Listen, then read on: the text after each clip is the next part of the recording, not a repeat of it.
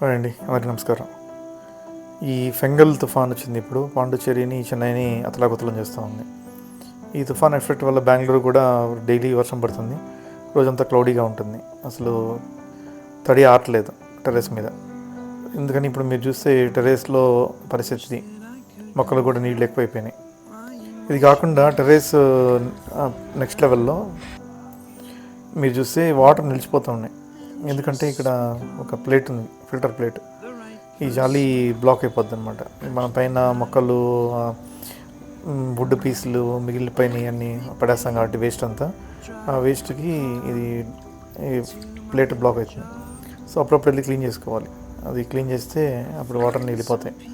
కనీసం ఇది జరగాలంటే కనీసం 20 minutes పడుతుంది క్లియర్ అవ్వాలంటే వాటర్. లేకపోతే మన బిల్డింగ్ బాగా ఇంపాక్ట్ అయిపోద్ది, సీపేజ్ ఎక్కువ అవుతుంది, స్లాబ్ దెబ్బతింటుంది.